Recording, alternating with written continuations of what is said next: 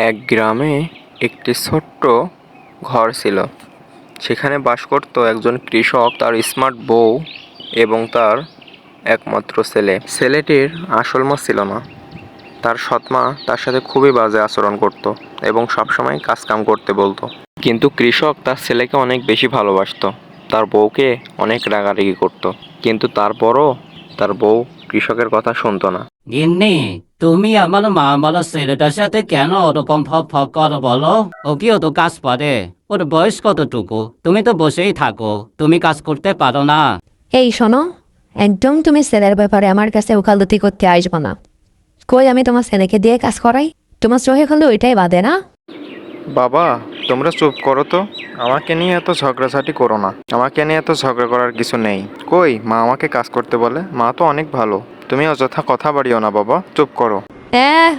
আমলো যা, বাপ ছেলের ভালোবাসা দেখি আর বাঁচি না। এভাবেই প্রতিনিয়ত তাদের ভেতরে ঝগড়া বেঁধেই থাকতো তার ছেলেকে নিয়ে। একদিনের কথা। গিন্নি, গ্রামে তেমন কাজ নাই গো।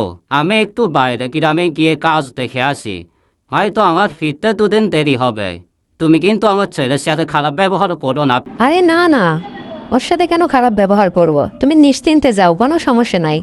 যে কয়দিন পারো থেকে আসো, কোনো ব্যাপার না। পরদিন সকালে রাজু বসেছিল। এমন সময় মনে মনে চিন্তা করলো, এখন যদি একটা চিকেন হতো তাহলে অবশ্যই খাইতাম। ভাবা মাত্রই তার মাকে বলল, মা, আমি চিকেন খাবো। চিকেন খাওয়া? চিকেন? আমি বাইরে কাজ করতে করতে মরছি, আর চিকেন খাবা তাই না? গোলামের বাচ্চা গোলাম, বের হ বাসা থেকে, বের হ। যেদিকে দুচোখ যায় চলে যা। সৎ মায়ের এমন আচরণে রাজু খুবই কষ্ট পায়। সে মন খারাপ করে বাসা থেকে বের হয়ে চলে যায়। হাঁটতে হাঁটতে সে অন্য গ্রামে চলে যায়। একটি গাছের নিচে বসে সে কান্না করতে থাকে। ঠিক এমন সময় একজন সাধু বাবা সেটা দেখে রাজুর কাছে এগিয়ে যায় এবং বলে, হে বৎস, তোমার কি হয়েছে?